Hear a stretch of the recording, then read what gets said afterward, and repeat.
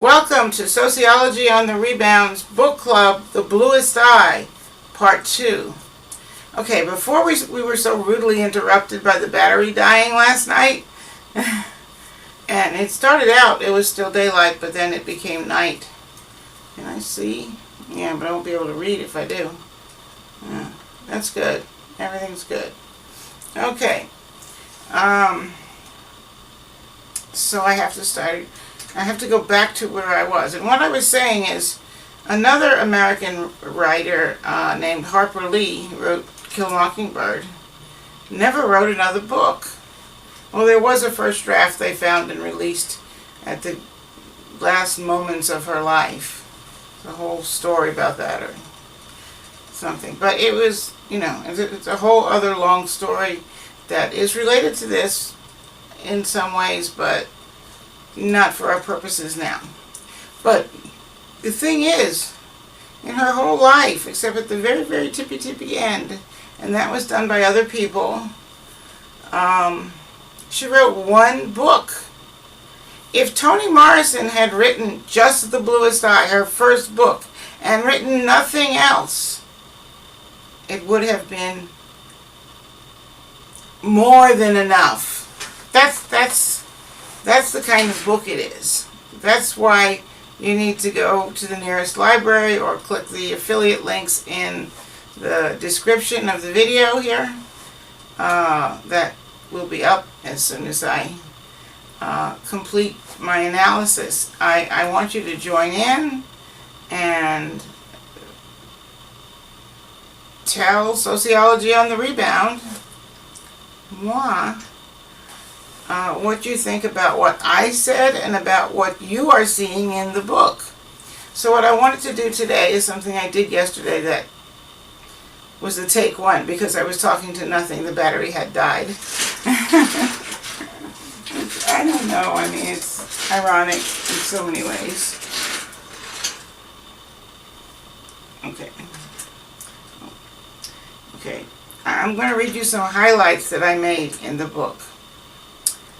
This is a book about an 11-year-old girl named Piccola Breedlove, who was taken in by another family in Lorain, Ohio, in a predominantly black neighborhood.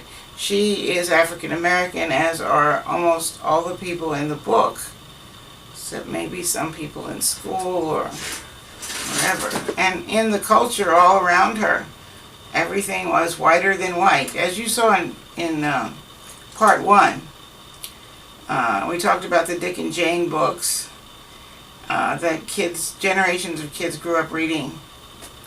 And they were horrible. The characters didn't look fully human. The hair was a bright yellow, which is not even blonde hair. It's eerie, uncanny valley hair. Very pink skin and blue eyes. Blue eyes. So I'm going to tell you a little bit about Piccola. Maybe tell you a little bit about me as time goes on. But something very bad happens to Piccola in her own home. Like I said, she was a foster child because there was already abuse, physical abuse. Her brother took so many beatings and kind of ran off, as far as I know. And Piccola would imagine herself becoming invisible. But there was a type of abuse she experienced that was far worse than being beaten. And I think you know what that is. I don't have to go into it. Read the book. If you're the legal age to watch a Not for Kids YouTube video, you're 13 or 14 or 15 today, I would consult with your folks or with your teachers to see if they think you're ready individually to deal with the topic. Because it isn't, even if you're 40, or whatever, it can be a difficult topic to think about, discuss, read about. So you have to make that decision on your own. But it's a very important book. Like I said, If she had never written another book, if she had not gone on to win the Nobel Prize for Literature, if she hadn't written Beloved, the phantasm of this horror of slavery book, which features a baby ghost. I won't say any more because you should read that too. I read it a way long time ago and it scared the heck out of me. but that's why Morrisson is not the biggest fan of my favorite book, and the favorite of very many people, including Oprah, who was famous for her book clubs. But I don't care. It was my favorite book before Oprah even had a book club on anything. So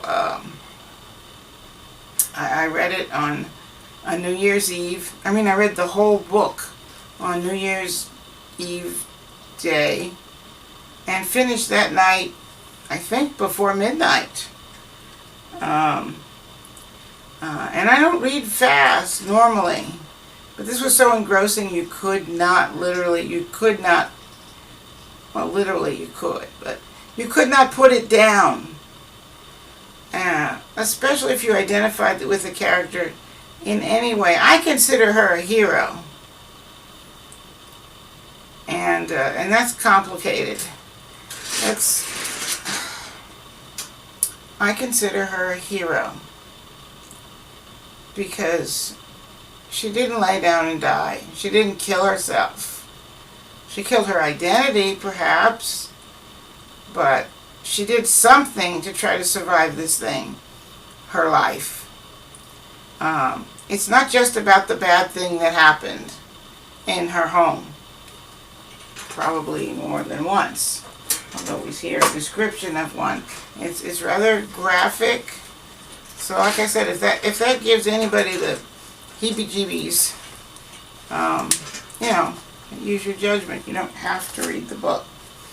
But I wholeheartedly recommend that you read the book. It's one of the most important books ever written in American history. In all of American history, not American history as a class. I used to assign it every semester when I was teaching at colleges and universities, and especially at the CSU here in California State University, and particularly at CSULB, which is Long Beach. It was the last thing we did, was to do the book club. I'm not sure how I graded that.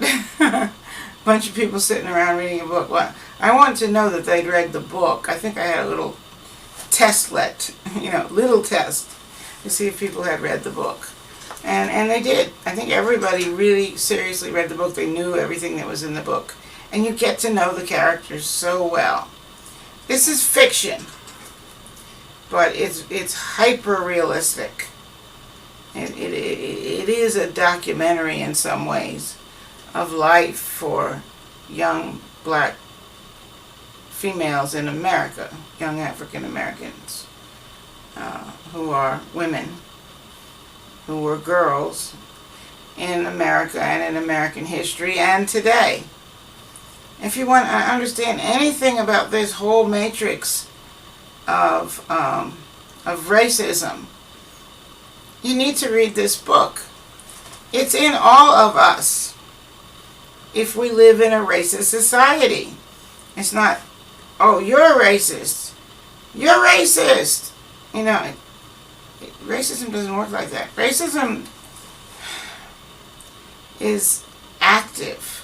Something you do, something you engage in. You engage in racism. This is a very important point for our purpose here, which is sociology. It's at the end of the spectrum of thinking poorly of someone who's different than you, particularly different than you in terms of the fact that that the dominant culture is different than that other person. Not you individually necessarily. And that's what whiteness studies is all about, incidentally. It's not to knock white people for being white. It's to say that along with everything else that is in all of us, you go check out the first video. Oh, the first video didn't get filmed when I got to this point. Okay, you have, let's define race. I mean, like, if you get to the point of doing something racist, and you can be black, white, brown, whatever, and still be anti the people in your own group. Dr. Kenneth Clark proved that with the baby doll experiment. You got to look that up. Kenneth Clark baby doll experiment on Google. Google it. He proved that kids internalize racism to where they don't. Even the black kids don't like themselves because they're black. They don't think they're good. They don't think they're pretty. There's a whole series of questions that were asked of children holding black doll and white doll. It started in, I guess, the 1950s. Or it could have been earlier that he started the tests. But it was presented to the Supreme Court, and they were pretty blown away. So they ordered school integration immediately, which never has really happened. I mean, schools are still segregated in so many ways. I don't know if that can change in our lifetimes. Hope so, but I don't see it. But even with this, is what the book shows, even within the group of people who are oppressed by the group with more power because they have more whiteness. And the whiteness isn't a, it is a biological thing in a sense. That's the skin privilege. Have that there's skin privilege, and then there's everything else, which may not, you may be not privileged in every other way, but you've got the skin to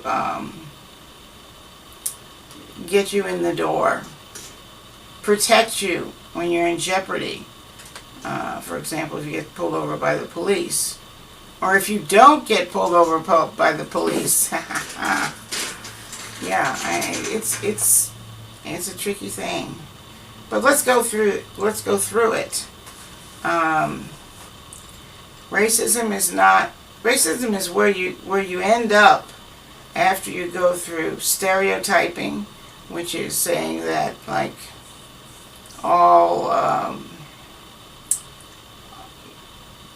all people of Italian descent must be in the mafia because I saw The Godfather and Goodfellas, and wow, it was so Italian.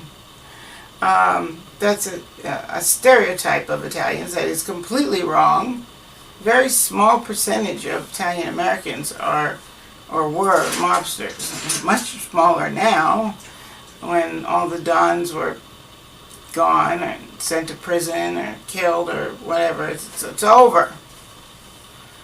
Pretty much. And other groups take over and do the same thing. It's an American thing to do. Okay, so, whoa. So, okay, we're at stereotypes. The next step is prejudice, and that can apply to anything. I may be prejudiced against, I may prejudge this when I'm in a store and say, that sure is ugly, before I got to know it. If it was a person that could talk, or a pet that could bark and nuzzle and be my best friend, I might say, you don't look horrible. You look great. I love you. I love having you around. So prejudging things in that way is certainly not good. But it's not racism. Bigotry is something else again. Bigotry can be engaged in, it's based on a belief. It is a belief. It is a strongly held belief that members of a certain group who are not members of your group are not as good as you. Not as human or humane or anything you can think of. A bigot is someone who hates a whole group of people without ever getting to know anyone within that group of people. Or to say he's the exception, the one I know, the person I know who's a member of an oppressed group. He's okay. He's an exception to the rule. But all the others, I'm going to call the cops. I'm going to dial 911. That's a bigot. But once they dial, though, that steps up to racism. Bigotry is in your head. You might express it in words to a few close people, but you're not actually doing anything to the oppressed group. You're just believing this. And this belief in the superiority of one group vis-a-vis the inferiority of people belonging to another group, it is basically bigotry. And bigotry folds into racism as a justification for the actions taken against what people decided were a different race. There's only one race, the human race. There's no subspecies. There is no subspecies for human. We have two. We're Homo sapiens sapiens. So the subspecies doesn't exist. So racism is something you engage in actively, based upon the belief that individual members of a non-dominant group are inferior in some or many ways to the members of the dominant group. So it's about power. People can do racist things against people of their own race because it's inside them. They've already internalized it. And that's what Pecola Breedlove and almost all the girls really in the book, all the children, boys too, they've internalized racism.